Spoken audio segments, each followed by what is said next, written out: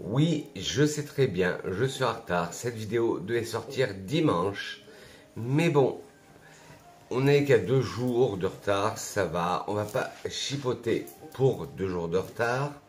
La vidéo sortira aujourd'hui, donc mardi. Alors, prenez vos billets d'avion pour le Planète Parfum, pour le Pays du Parfum. Et nous, on se retrouve tout de suite après le générique.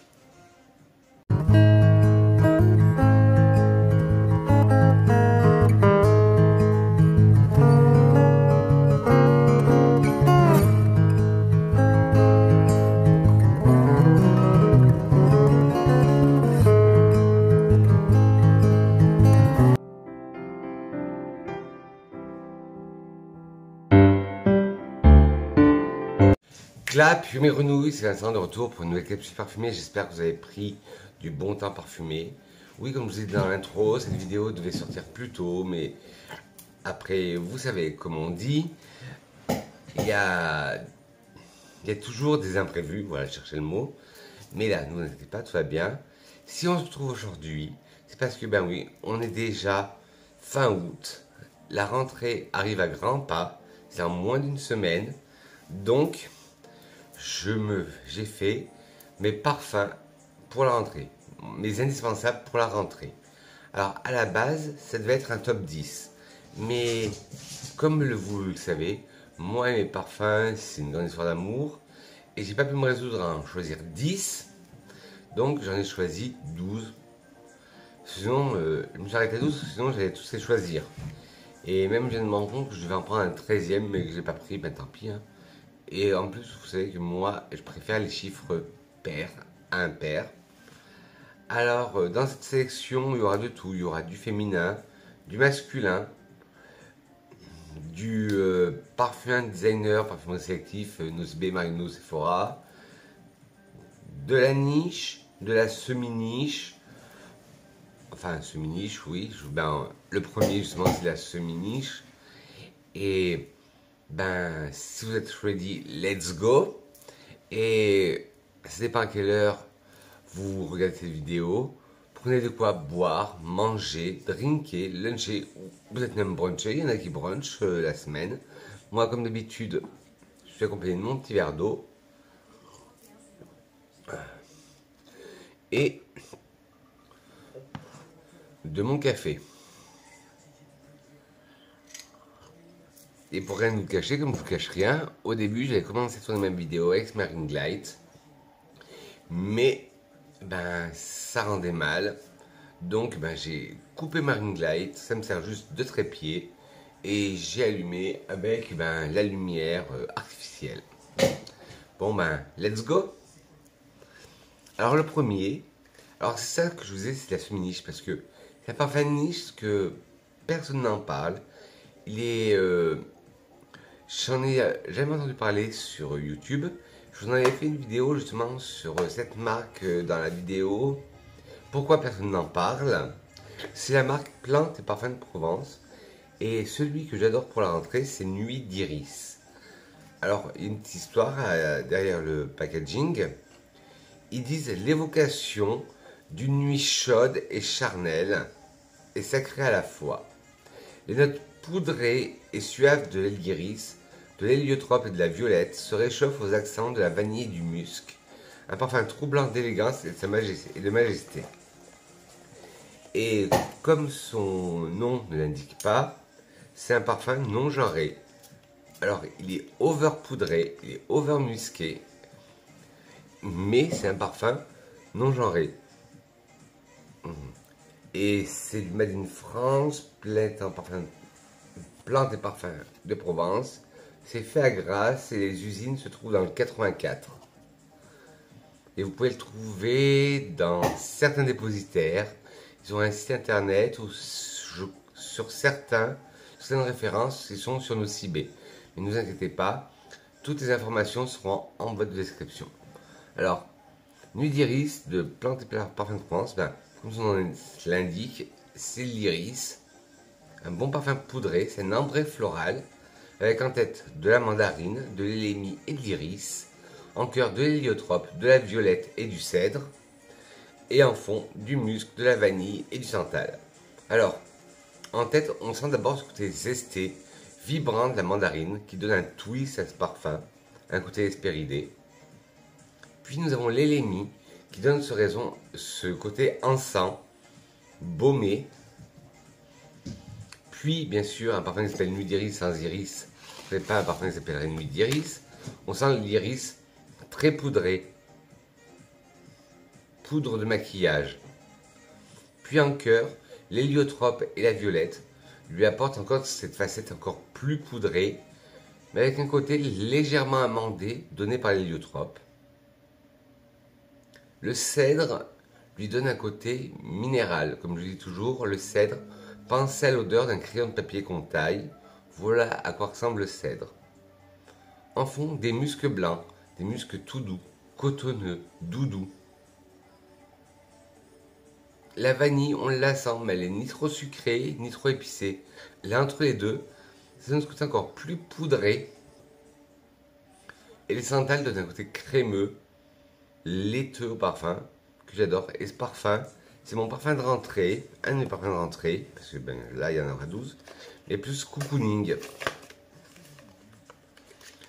Quand je suis pas bien, que j'ai envie de réconfort, à la saison, la rentrée, si j'ai une journée de blues, je prends toujours le Nuit d'Iris, qui est pour moi réconfortant. Après, nous allons passer dans une maison qui est plus, comment on va dire, conventionnelle, si je pouvais dire. Mais bon, je vais dire, plus facile d'accès. C'est la marque Rochas. Je vous avais déjà fait une vidéo sur ce parfum aussi, parce que je comparais les trois versions. Parce qu'en fait, c'est la nouvelle déclinaison de Byzance, c'est le Byzance Gold de Rochas. Il y a le Byzance original qui est sorti en 87, il y a le Byzance 2019 qui est sorti bien sûr en 2019, et il y a celui qui est sorti l'année dernière, en 2022, le Byzance Gold. Alors on retrouve les codes du flacon de Byzance classique, sauf comme son nom l'indique, il est gold. Et à la différence du Byzance classique, le Byzance classique était bleu et il avait l'écriture en doré. Là il est doré et les écritures sont en bleu. Alors, comme je vous avais dit dans ma dernière vidéo, sur ma vidéo, je teste et je compare Byzance 87, Byzance 2019 et Byzance Gold. Byzance Gold n'est ni un flanc de Byzance 87 ni de Byzance 2019. Dans l'esprit, comme il est très fleuri, il ressemblerait plus au Byzance 87, mais ça n'a rien à voir. Parce que le Byzance 2019 aussi était plus un poire, bois flotté, vanillé. Le Byzance 87, c'est un parfum, comme il faisait à l'époque, très aldéhyde, floral. Et là, on est dans un floral boisé fruité. En tête, nous allons retrouver du litchi, du cassis, de la framboise. En cœur, du jasmin, du patchouli, de la rose. Et en fond, des muscs blancs, du cèdre et de la fève tonka. Alors, en tête, on sent le litchi, mais très direct, très léger. On sent beaucoup le cassis, par contre, qui est après, qui apporte ce côté pétillant, vivifiant. Et marié à la framboise, on a cet accord fruits rouges, cassis, framboise, et un petit côté exotique qui est mené par le litchi, qui rappelle un peu les vacances.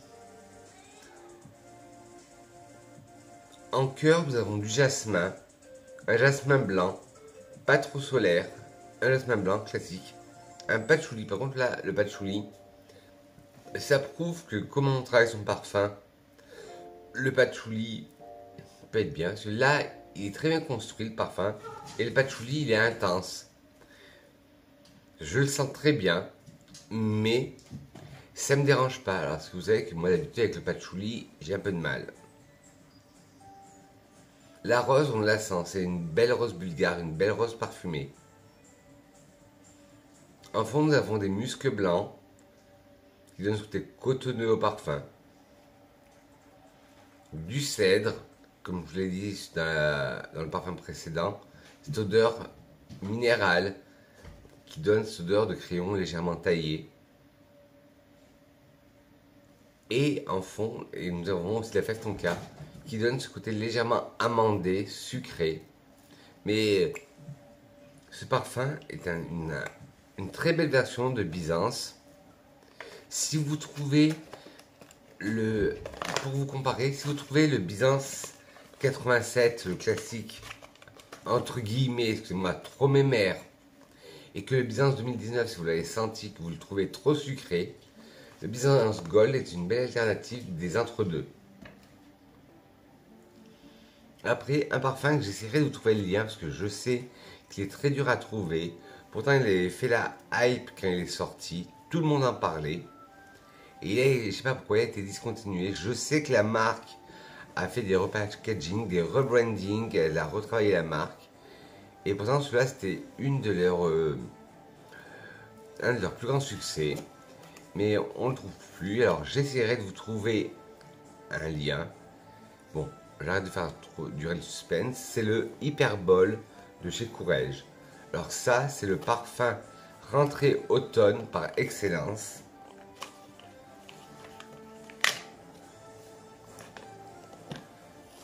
Le Hyperbol de Courrèges.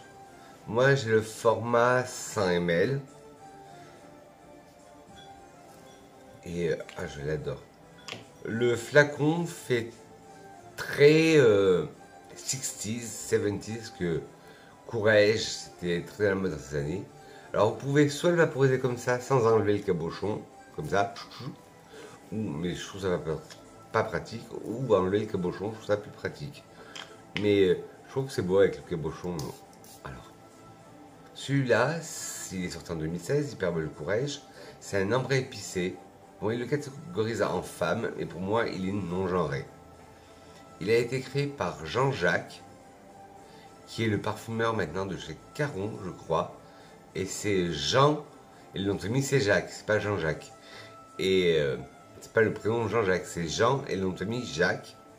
Et Antoine Lee. Alors en tête, nous allons trouver du poivre blanc et de la bergamote, en cœur du tabac et du patchouli, et en fond de la fève tonka et de la vanille. Voilà, comme je disais, là le patchouli, il me dérange pas du tout.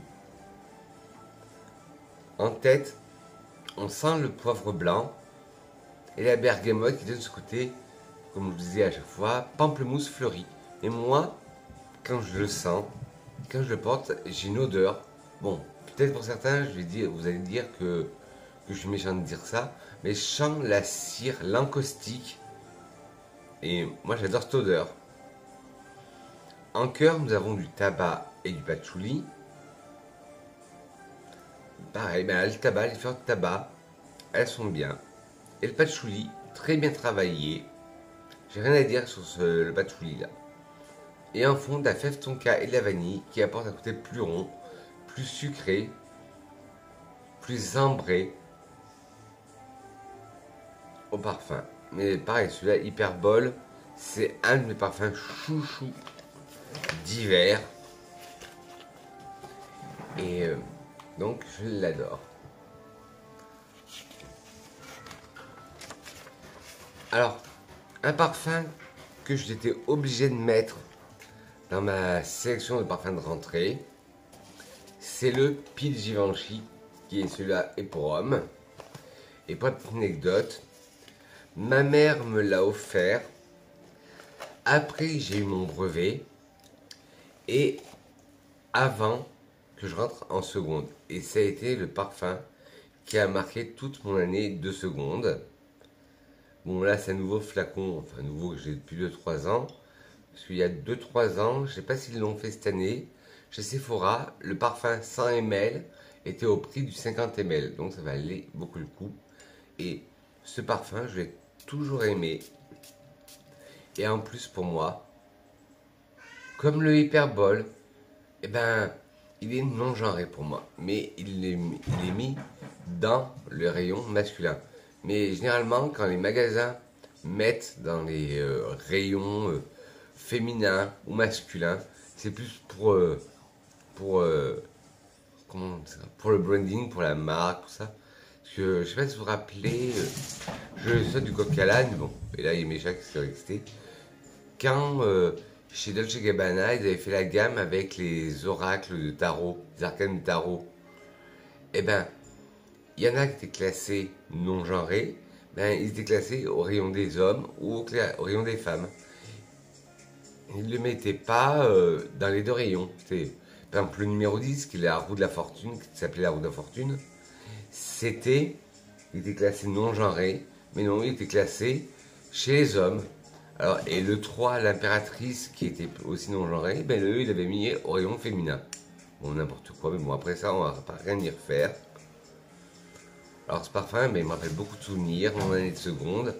Et en plus, c'est monsieur Alberto Morillas, le maestro, qui l'a créé. Alors, c'est un parfum de la famille ambre et boisé, pour homme.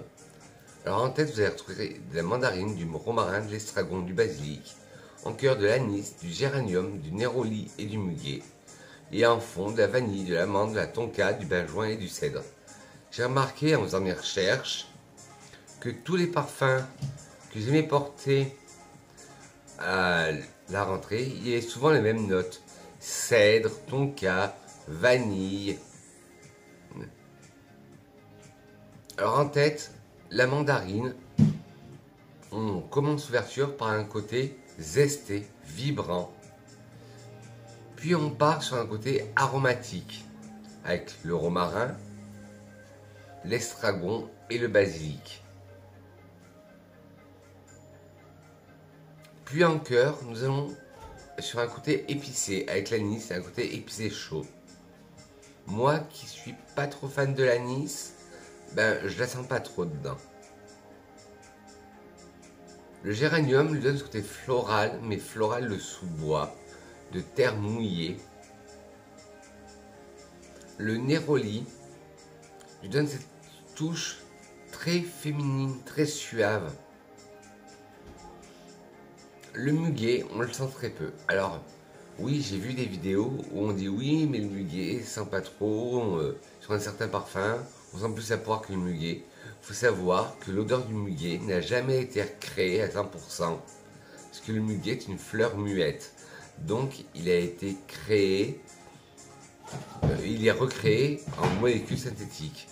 Et je crois que le premier qui s'en était servi, c'est Christian Dior en 1947 ou 48. Et pour le parfum Diorissimo. Et là, il avait vraiment recréé un solide note au muguet. Et il a recréé les notes que de muguet. En fond, voilà, petite parenthèse fermée. En fond, nous avons de la vanille que nous sentons très bien. De l'amande et de la fève tonka, qui se marie très bien, qui leur redonne un côté encore plus sucré à ce parfum. Mais sans être gourmand, sucré sans être gourmand. Le benjoin lui apporte ce côté encensé. Et le cèdre, ce côté minéral. On ne va pas vous le dire à chaque fois, mais comme un crayon de papier qu'on taille. Et c'est bizarre parce que moi, quand je le sens ou quand je le mets, j'ai toujours l'impression qu'il y a de la résine de pin dedans, des aiguilles de pin, ça sent entre guillemets sans sapin. Mais aucune note de résineux dedans.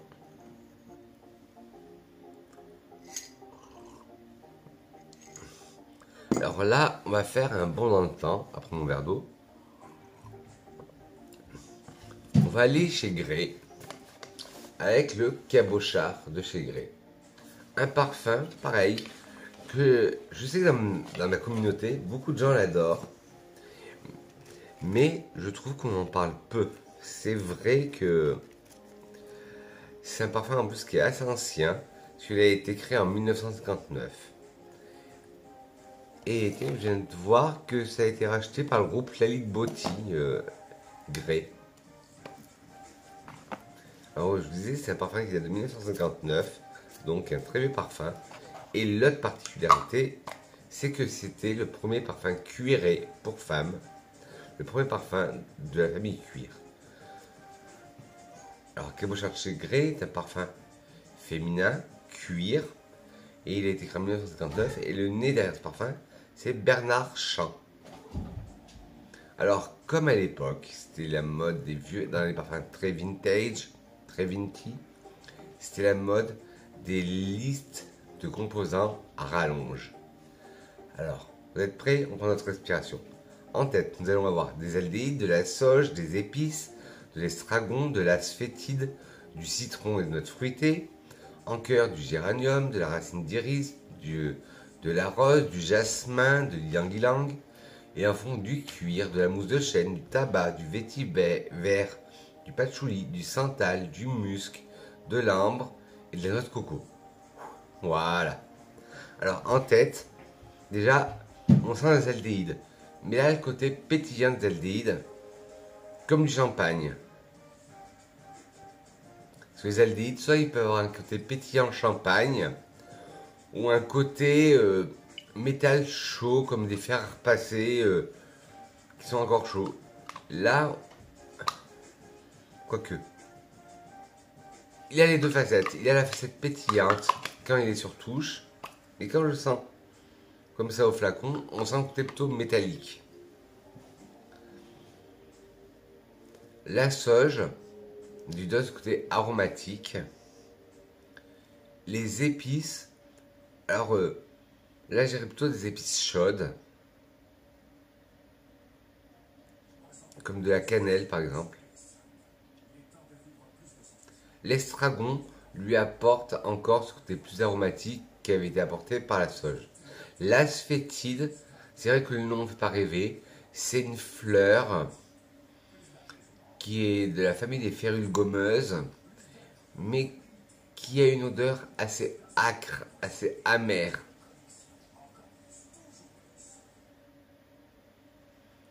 Le citron révèle tout ça, ça lui donne un côté peps. On sent des notes fruitées, oui, il y a des notes fruitées. Moi, j'irais de la pêche et de la prune. En cœur, devant du géranium, qui apporte ce côté floral, mais de sous-bois, floral boisé. En cœur, la racine iris lui apporte ce côté légèrement poudré. Là, une belle rose, là on peut dire une rose mémère, une rose opulente. Le jasmin, c'est un jasmin blanc qui se laisse manger par toutes les notes. Pareil pour l'ylang-ylang, la fleur jaune qui est typique des vacances. Là, elle est muette, elle se laisse manger par toutes les notes. Et ce qu'on sent le plus, c'est le fond. Le côté cuiré, on le sent très bien. Le côté mousse de chêne, qui donne ce côté de sous-bois, on le sent très bien. Le tabac, oui, là, ça serait, si vous êtes fumeur, un tabac brun ou un tabac à pipe. Le vétiver lui confère un côté sec et qui, au contraire, nous avons après le patchouli qui lui apporte ce côté boisé mais gras, collant. Le santal apporte ce côté crémeux. Alors nous avons trois bois, trois textures différentes. Le vétiver qui apporte ce côté sec.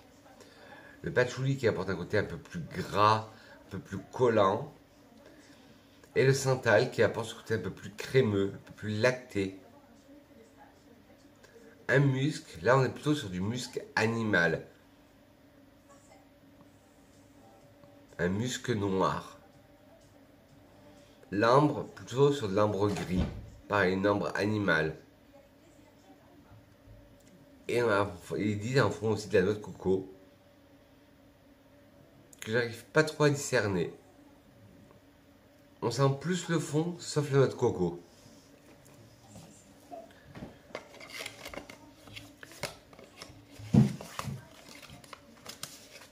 Et je remonte, c'était Cabochard de chez Grey.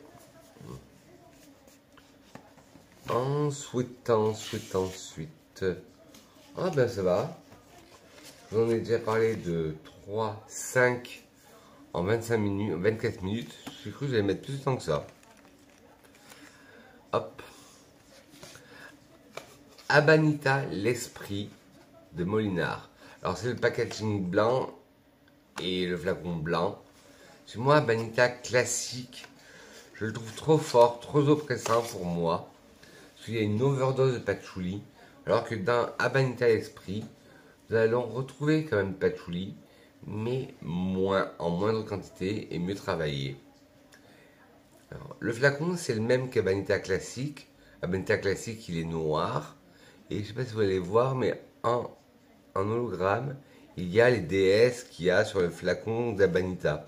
Là, elles sont en holographique, donc vous n'allez pas voir. Moi, comme ça, je les vois. Alors, il faudrait que je vous mette comme ça le flacon. Voilà, vous allez voilà, un peu arriver à les voir. Là, elles sont en laqué. Et c'est sûr que mettre du blanc sur du blanc, ils n'ont pas été originaux là-dessus à Molinard. Alors, Abanita l'esprit de Molinard, bon, est sorti en 2013, c'était un chiffre floral. C'était la version moderne, plus jeune de Abanita classique, qui c'est vrai, ben, même moi, il est trop lourd à porter. C'est un parfum de la famille chiffré floral, parce qu'il y a eu Abanita classique, il y a eu Abanita l'esprit, il y a eu la Cologne, Abanita Cologne, il y a eu une déclinaison pour les, parce que c'est un très vieux parfum, je ne me rappelle plus, pour les 70 ans, 80 ans, il est sorti l'Abanita rouge, qui était sensible au noir, mais en un peu plus relevé. Et là, normalement, celui-là, il est toujours d'actualité. De toute façon, toutes les infos seront en barre d'infos. Alors, c'est un... Bon, Amanita l'esprit de Molinard est un parfum féminin de 2013. Et c'est un parfum de la famille chiffré floral.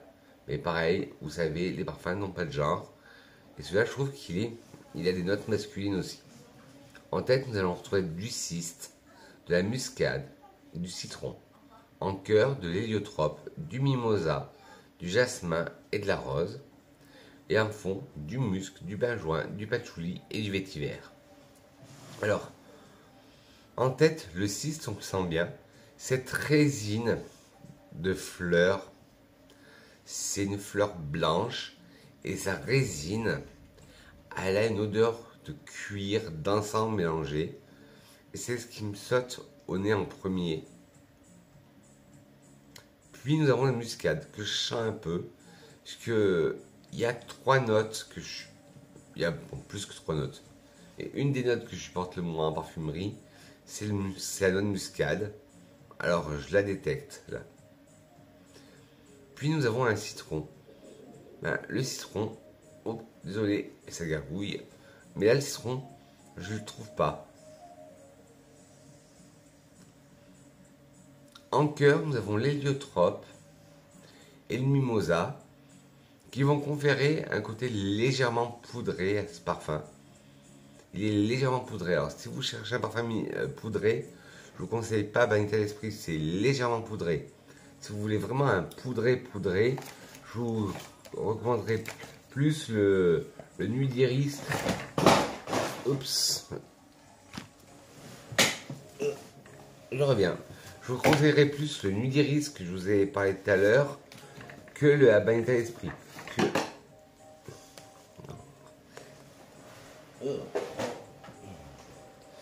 C'est ça d'habiter dans les petits appartements, on n'a pas d'espace.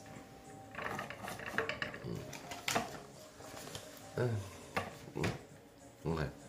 Oui, je disais, celui-là, il a un côté poudré, mais très léger. C'est pour ça que j'ai fini la partie. Si vous cherchez vraiment un poudré, je vous conseille plus le Nuit d'Iris que le Abanita l'esprit. Un jasmin blanc, floral, tout court. Et une rose, là par contre, une rose très opulente.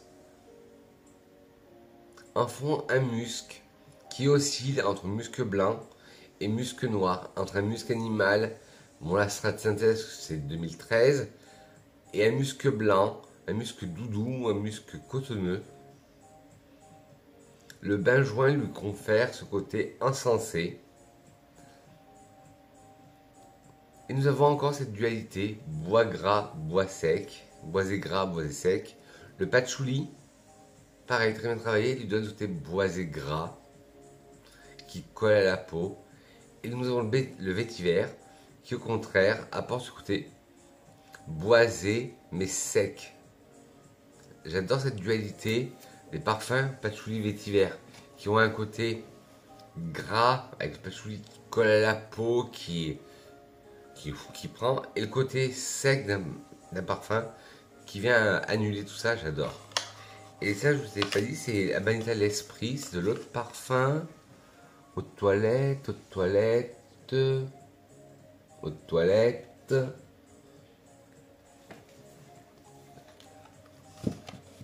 Eau de toilette. Hyperbole, c'est de l'eau de parfum.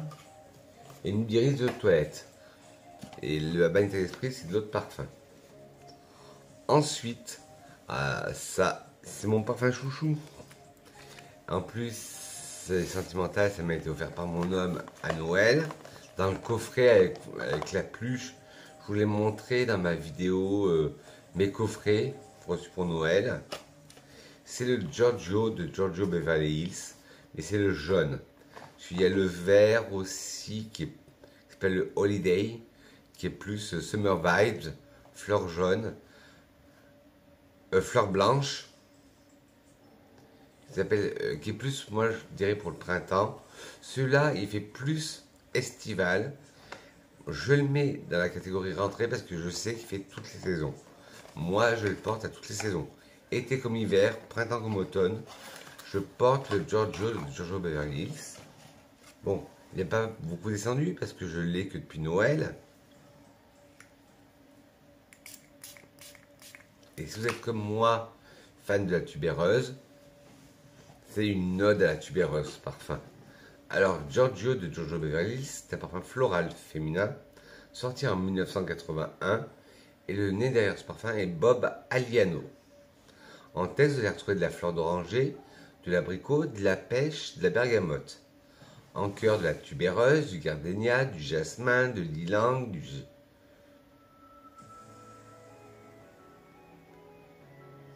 de l'orchidée et de la rose. Et en fond, de la camomille, de la mousse, de la vanille, de l'ambre, du santal, du musc, du patchouli et du cèdre. Alors en tête, on sent bien la fleur d'oranger. Alors c'est de la fleur d'oranger d'Afrique, si je ne me trompe pas. Oui, c'est la fleur d'oranger d'Afrique qui est moins sucrée que la fleur d'oranger européenne. L'abricot, on sent très bien ce côté dufteux de l'abricot, sucré, juteux, dufteux de l'abricot. Pareil pour la pêche, ce côté qu'on croque dans une pêche, ce côté juteux et dufteux. La bergamote lui apporte ce côté pamplemousse fleuri, comme je vous dis à chaque fois. En cœur, la tubéreuse. Alors là, elle est solaire. Elle est solaire, mais elle est aussi un peu verte et un peu florale. Le gardénia redonne un côté plus solaire. Le jasmin aussi. L'ylang ylang aussi. L'orchidée apporte un côté un peu plus exotique, vanillé. Et la rose calme tout ça, tout le côté soleil, par son côté floral classique. En fond, la camomille donne ce côté aromatique, limite minéral, vert. La mousse donne ce côté, la mousse de chêne, ce côté de sous-bois. La vanille apporte un côté légèrement solaire. Là, c'est une vanille solaire. Ni trop sucrée, ni trop épicée. L'ambre, là, c'est une ambre vanillée. Le santal apporte ce côté crémeux au parfum. Laiteux, lactonique. Le musc, là, c'est un musc qui oscille entre le blanc et le animal. Et pareil, nous sommes en contradiction entre deux bois. Encore du patchouli, le côté gras du parfum, et le cèdre qui a cette odeur sec, aromatique comme un crayon comptail. Ben, comme j'adore tellement ce parfum, ça va être mon parfum du jour. Et je l'aime tellement ce parfum. Oh, ben, je vais me sentir toute la journée maintenant.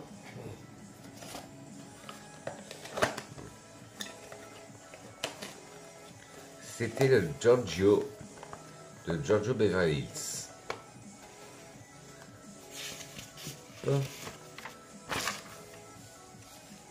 Un parfum que j'entends très peu parler sur les réseaux sociaux. Pourtant, c'est une marque qui est assez connue. C'est The Dreamer chez Versace. Alors, The Dreamer, pour moi, il me fait penser au Pete Givenchy que je vous ai parlé tout à l'heure. Déjà, j'adore le flacon. Avec Méduse, qui est l'emblème de la maison Versace. Et il faut savoir, petite fun fact sur moi, Méduse est mon personnage mythologique préféré. Alors, The Dreamer, ben, il me fait penser au Pete Givenchy dans sa construction. C'est un parfum pour homme, mais il est très féminin aussi.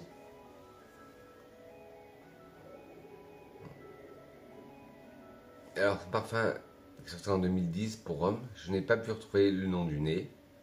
En tête, nous avons du genévrier, de l'estragon et de l'armoise. En cœur, de l'iris, du lys et du lin. Et en fond, des fleurs de tabac et de l'ambre. Des notes qu'on pourrait retrouver dans des parfums féminins. Et en tête, le genévrier, dès l'ouverture, me fait penser légèrement, de loin, au givré, le terre d'Hermès au givré avec ce côté genévrier.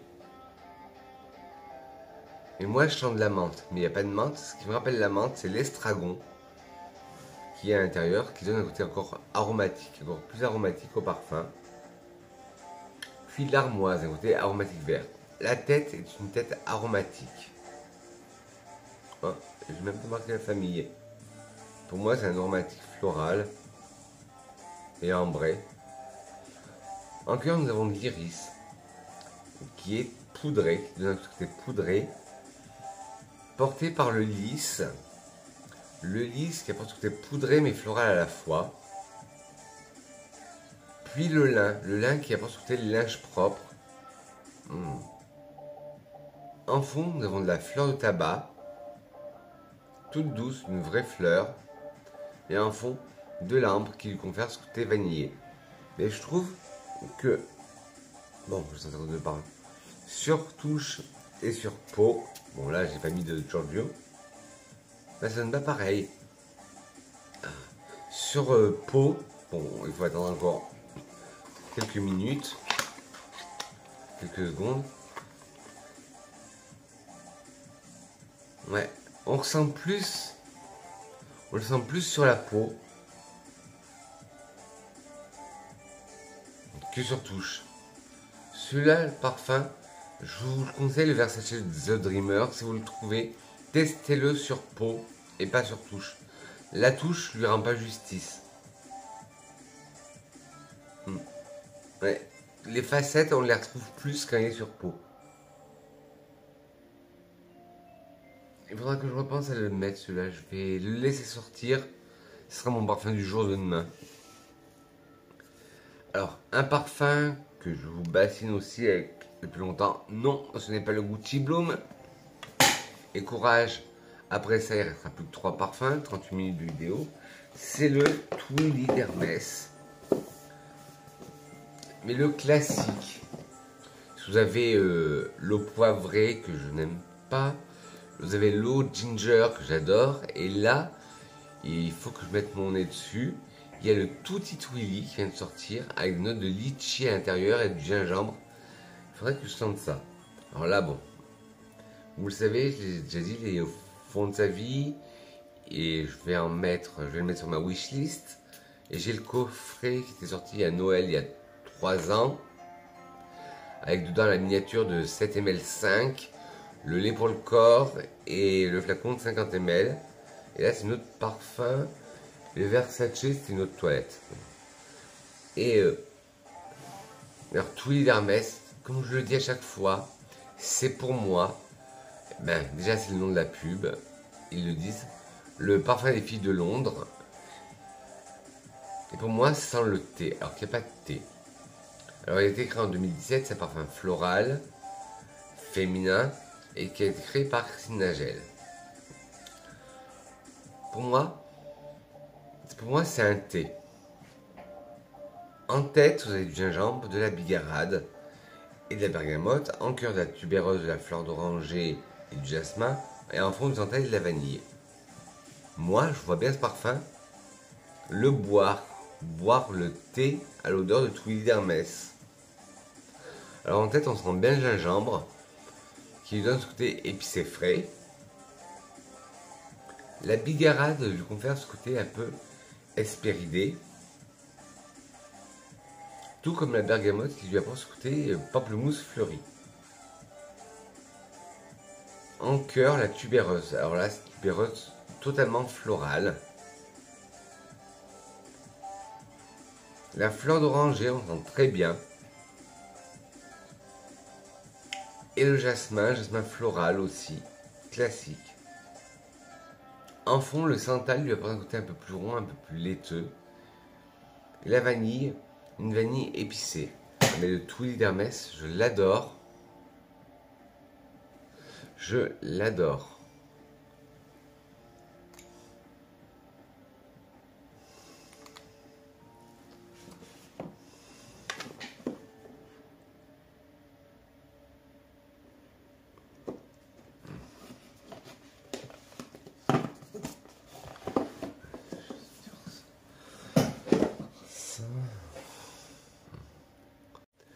Il y a eu une coupure, j'espère que ça se verra pas. Quand je ferai mon montage, j'essaierai de régler tout ça.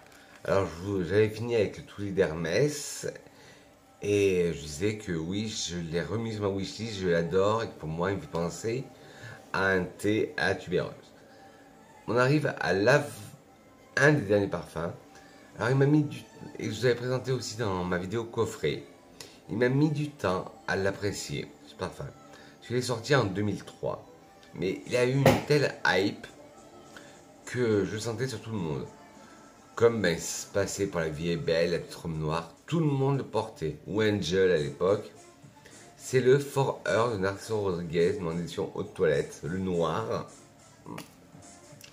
Et il y a eu une telle hype, je le sentais sur tout le monde. Alors je dis non, je peux pas.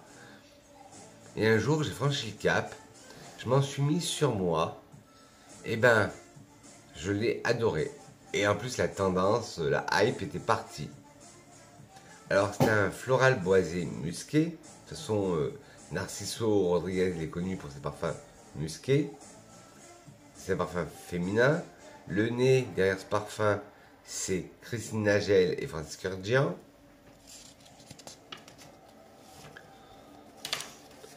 En tête, nous allons retrouver, ben, comme dans le Giorgio Beverly Hills, de la fleur d'oranger d'Afrique, de l'osmanthus et de la bergamote. En cœur, du musc et de l'ambre. Et en fond, du vétiver, de la vanille et du patchouli. Alors,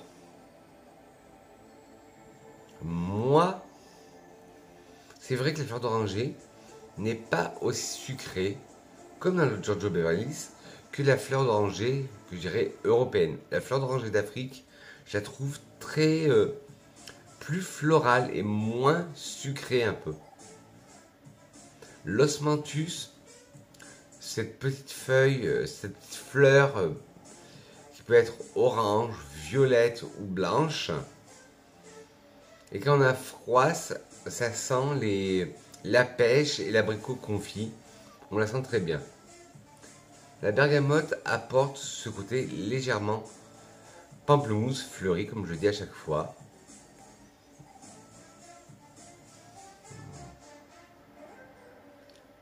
En cœur, le musc, un musc blanc, un musc cotonneux, un musc doudou. L'ambre, une ambre vanillée. En fond, le vétiver boisé sec. Une vanille, mais là une vanille épicée. Et en fond, le patchouli, boisé gras. Et ce prix a eu le parfum, le Fifi Awards. Il a eu le prix les Fifi Awards, c'est les Oscars du parfum. Du meilleur nouveau parfum féminin en 2004. Et le parfum féminin de l'année en 2007. Le For Her de Narciso Posner. Enfin, cette vidéo part dans tous les sens, excusez-moi. Mes chats font le bazar, j'ai eu un coup de fil. Alors je vais essayer de rattraper ça au montage. Oui, je ne sais pas si vous vous rappelez, dans le coffret, je vous ai dit qu'il y avait le flacon en 50 ml et la bougie parfumée. Et j'ai pas encore fait brûler la bougie. Et enfin, les deux derniers que je vais vous présenter, c'est ces deux parfums qui sont une niche. C'est des échantillons. Alors, il y en a un qui est très déroutant. Et de toute façon, toute la marque est déroutante. Et il y en a qui vont dire dégoûtant aussi. Parce que c'est la marque Éthylibre d'Orange. Et c'est le parfum I Am Trash Fleur de déchets. Alors, c'est un parfum ambré floral, non genré, qui est sorti en 2018. Et le nez derrière ce parfum, c'est Daniela Roche-Andrier. Alors, dans ce parfum, en fait, c'était les ordures de fruits, de fleurs fanées, de fruits pourris. Donc voilà, fleurs de déchets. Ben, ça fait bien son jeu, hein, franchement. Alors, dans nous on retrouve de la pomme. Oui, on sent la pomme en ouverture. On va retrouver de la pomme, de l'iso-E super, qui est une molécule, de la rose, du bois d'Akigala, du santal et du cèdre. Alors, oui, on sent bien la pomme, mais vraiment une pomme qu'on jette à la poubelle. Une pomme tassée, une pomme, excusez-moi, une pomme pourrie. Et l'iso-E super, c'est une molécule de synthèse. Alors, ça doit être ça qui apporte ce côté un peu, fleur ou fruit en décomposition. La rose, pareil, une rose fanée. Une rose qui est en train de se faner. Le bois d'Akigala, on le sent très bien. Alors, le bois d'Akigala, c'est le bois de l'oud. Alors, en fait, comment vous expliquer? Pour récupérer l'oud, on entaille les bois d'Akigala. Et les bois d'Akigala, il faut en entailler.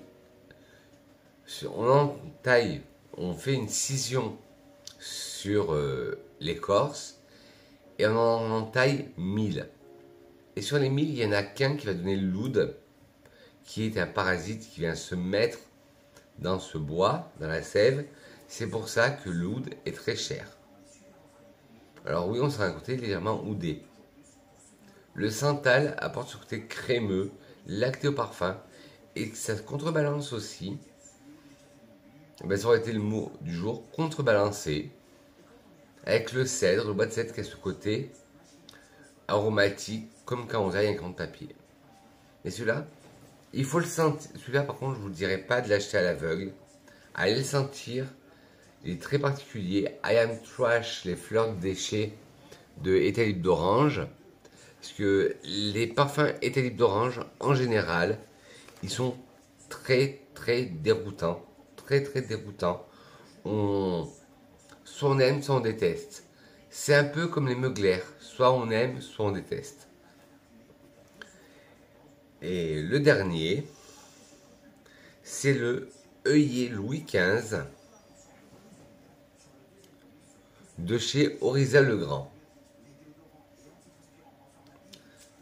Alors, œillet Louis XV est un parfum féminin de la famille florale de chez Oryza Legrand et ça a été créé par Hugo Lambert en 2012. En tête, nous allons avoir du poivre rose et de la mandarine. En cœur, de l'œillet blanc, de l'œillet, la girofle, de l'iris, de la rose, de l'orchidée blanche, des notes, et en fond des notes poudrées, du miel blanc, du musc blanc, du riz et des notes boisées.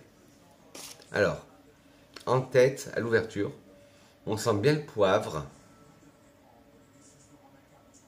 Et on sent ce côté zesté de la mandarine. En cœur, on sent l'œillet. Ben, un parfum qui s'appelle œillet Louis XV. Heureusement qu'on sent l'œillet. L'œillet blanc qui est plus doux. Et l'œillet classique qui est de ce côté floral épicé. Le coup de girofle, on le sent très bien. Malheureusement, c'est une note que j'aime pas. Mais là, dans le parfum, ça va très bien. L'iris lui confère un côté légèrement poudré. Et là, après, nous avons une rose discrète. L'orchidée lui apporte un côté légèrement solaire. En fond, une note poudrée rappelle, œillet Louis XV, ça rappelle le temps des poudres, des perruques poudrées, des teints poudrés. Très maquillage. Le miel blanc lui apporte un côté un peu sirupeux, un peu gourmand. Mais c'est pas un miel comme dans Scandale, c'est un miel très doux. Le musc blanc apporte ce côté cotonneux, doudou au parfum. Des notes de riz qui apportent ce côté poudré aussi que nous avions déjà en début de fond. Et notes boisées qui donnent plus de caractère à ce parfum. Voilà mes grenouilles, cette vidéo de mes indispensables parfums pour la rentrée est terminée. Que serait une vidéo sans une citation? Une vidéo de Vincent sans une citation. Alors, la citation, c'est une citation d'un de mes parfumeurs préférés, qui est Serge Lutens, qui dit « L'odorat, ce sens personnel de l'ordre de l'intuition, de l'initiale. » Sur ce, mes grenouilles, si vous avez aimé cette vidéo, n'hésitez pas à me mettre des petits pouces en l'air. Si vous n'avez pas aimé, des pouces en bas, dites-moi pourquoi la critique constructive. Tous les parfums que je vous aurai mentionnés seront inscrits en barre de description. Sur ce, n'hésitez pas à vous abonner en caressant le bouton rouge s'abonner qui est trouvé par là. Et en appuyant sur la cloche, non pas sur moi, mais la cloche de notification, pour être au courant de toutes les prochaines vidéos que je vais poster. Sur mes grenouilles, je vous fais de gros poutous parfumés et je dis que je vous aime. À bientôt mes grenouilles. Mouah.